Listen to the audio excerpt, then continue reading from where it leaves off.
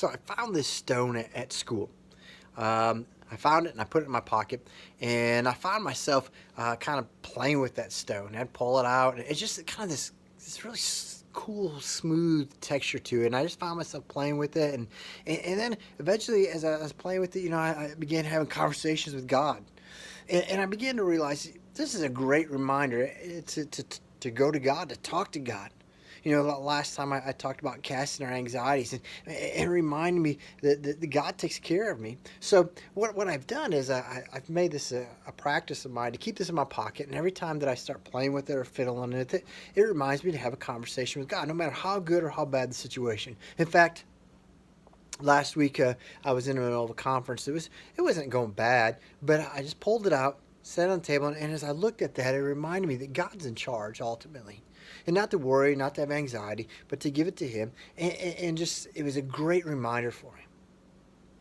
But I got to tell you, this little stone about cost me, because my wife, she puts these peanut M&Ms, and maybe you know where I'm going here. She puts these peanut M&Ms out on the counter, and I'll go by and I grab a handful and I'll throw them in my mouth. Well, one evening I was grabbing, I had a handful, was put in my mouth, and I forgot that I had this stone in my hand.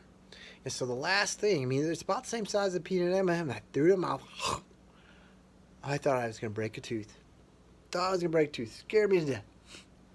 It's kind of amazing how things that were meant to be good can sometimes end up hurting us, especially not when not used properly.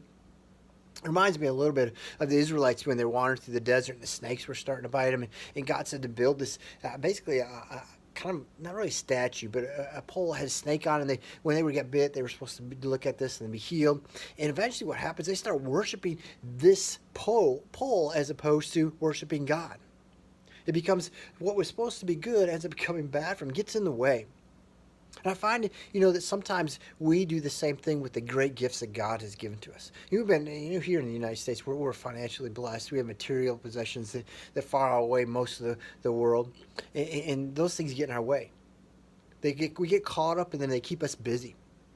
But I'm thinking more in our lives and the talents and gifts that God has given to us.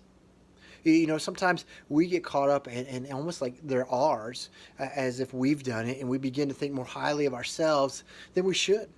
We forget to worship the God and give credit to the God and exalt the God who's given us these gifts, as opposed to lifting ourselves up and making sure that we're seen and that we're heard and that people look at us.